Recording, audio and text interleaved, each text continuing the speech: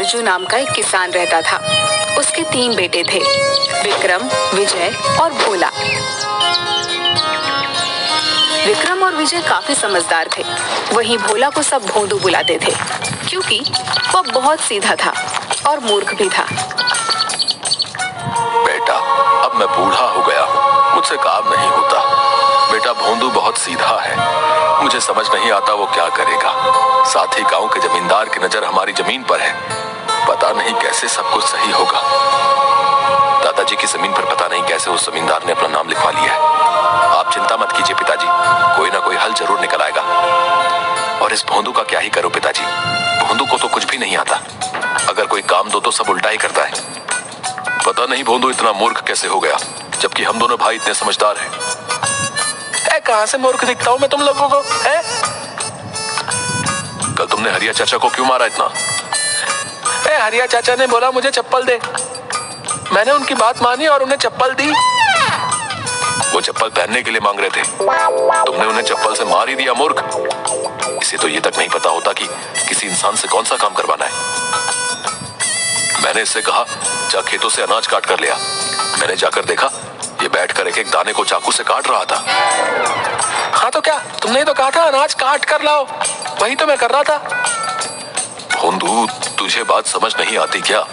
अनाज काटना यानी कि फसल काट कर लेकर आनी थी तुम्हें। पिताजी मैं तो वही करता हूँ जो मुझसे कहा जाता है। अब ये लोग ही मुझे गलत चीज बताए तो मैं क्या करूँ? भोला के पिताजी को हमेशा भोला की चिंता लगी रहती थी। हे भगवान, पता नहीं भोले का क्या होगा, आप ही मेरे भोले की रक्षा कीजिए। किसान बूढ़ा हो गया था, इसलिए उनका निधन हो गया। अब भोला का कोई भी सहारा नहीं था। दोनों भाई भी भोला का मजाक उड़ाते रहते थे। ओ भोंदू, इधर आ, मेरे लिए पानी लेकर आ। ठीक है भैया, ले आता हूँ। भोला बड़ी सी बाल्टी में पानी भरकर ले आता है। अरे मूर्ख, बाल्टी में पानी भरकर क्यों लाया है? मैंने तो पीने के लिए पानी मांगा था, गिलास में लाकर दे। एक बार में कोई काम सही से नहीं करता तुम इसे बोलते ही क्यों हो कोई काम? किसी काम का नहीं है ये, बस मुफ्त की रोटी तोड़ता है और खाली नुकसान कराता है। चल जा यहाँ से।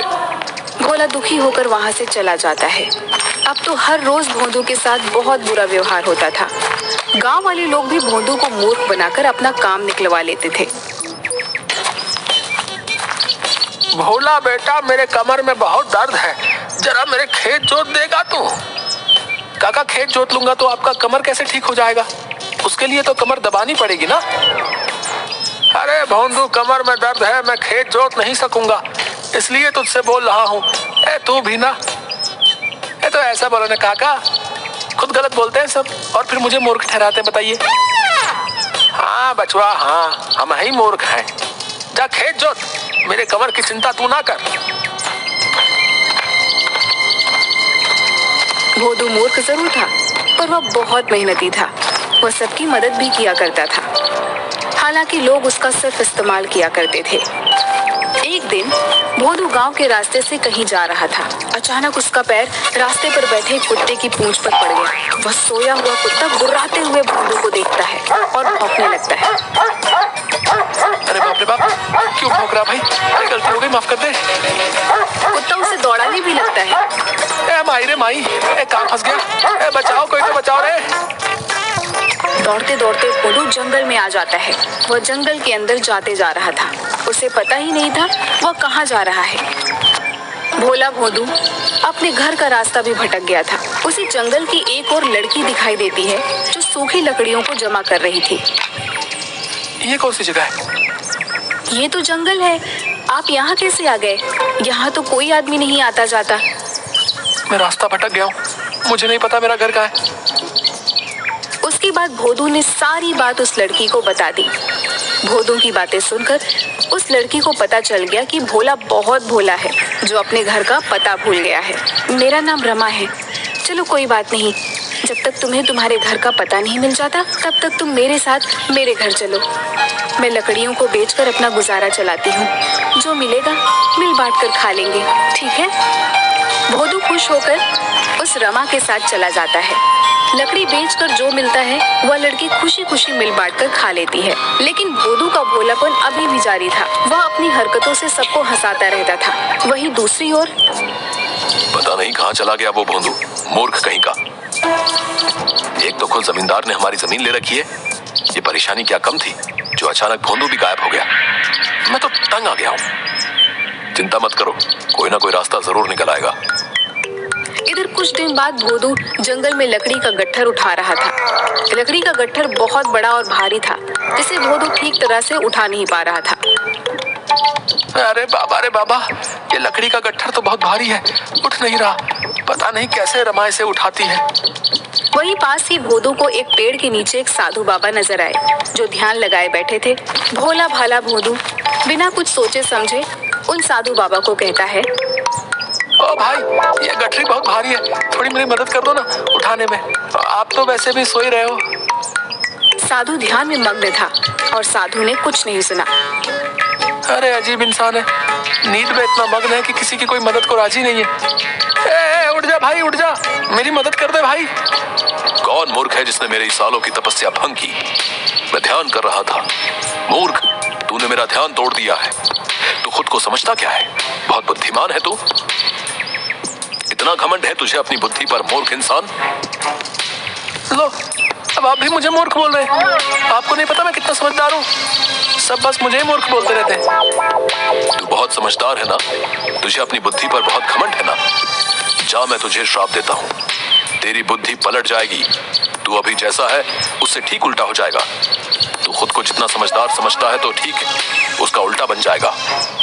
अरे महाराज, श्राप भी दे दिया, मेरा गट्ठर तो उठा देते। अजीब बाबा है यार। यह बोलकर साधु बाबा वहाँ से चले जाते हैं। अचानक भोला ने अपने अंदर एक अजीब सा परिवर्तन महसूस किया, पर उसे समझ नहीं आया कि आखिर हुआ क्या। भोदू घर आता है। वहाँ रमा बैठकर लकड़ियों की कीमत का हिसाब लगा रही थी। आ गया, सारी लकड़ियाँ लेकर आए हैं ना? फिर रमा लकड़ी के पैसे जोड़ने में लग जाती है। 100 रुपए होने चाहिए। रमा, तुम गलत हिसाब लगा रही हो। झोपड़ी के पीछे जो लकड़ियों का बंडल रखा है, तुमने उसे बेचा ही नहीं है। और कल तुमने 2 गट्ठर आधे दामों पर बेचा था, क्योंकि वो गीली थी, इसलिए तुम्हारे पास अभी 50 रुपए ही हैं।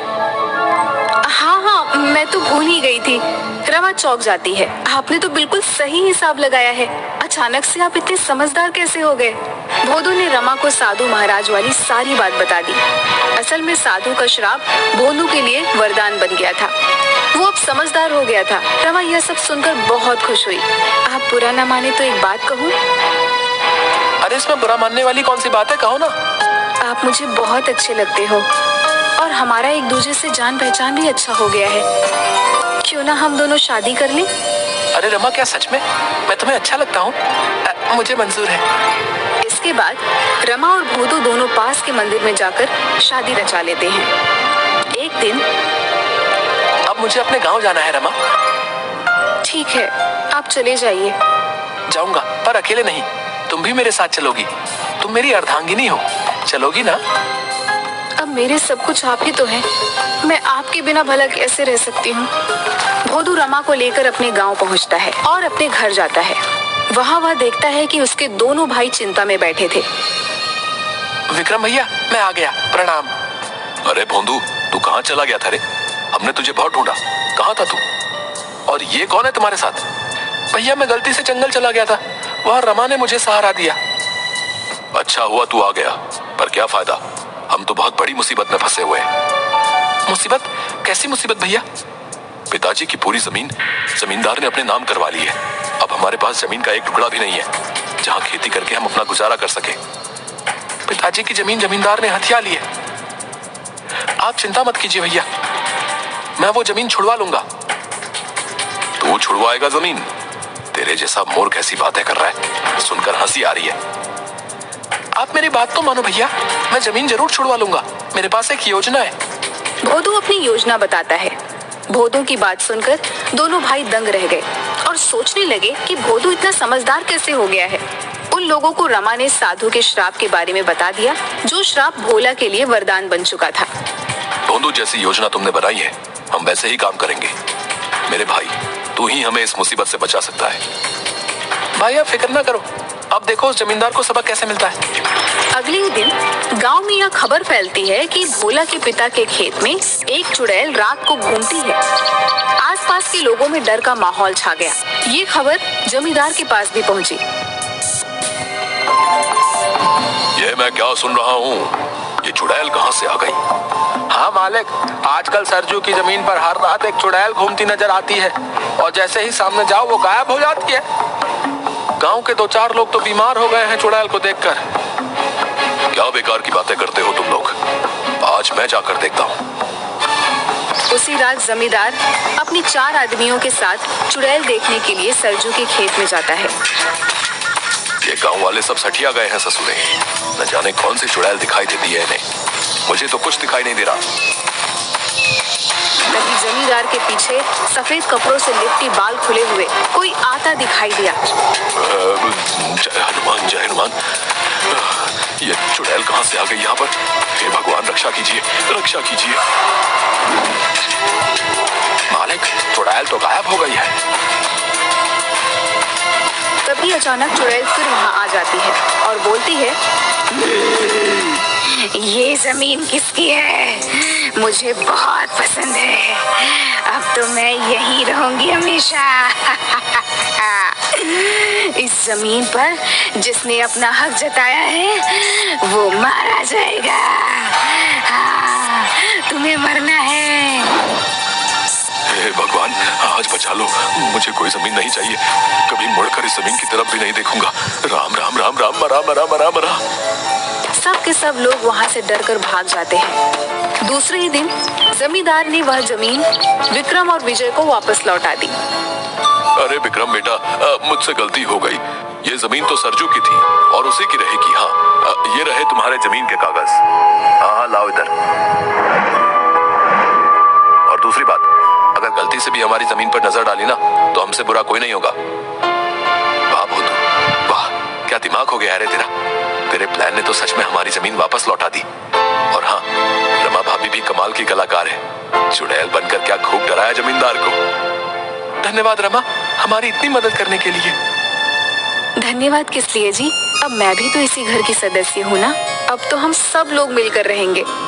भोला को पता था कि डर से किसी भी चीज को आसानी से हासिल किया जा सकता है। इस तरह भोला की होशियारी और रमा के साथ से उन्हें उनकी जमीन वापस मिल गई।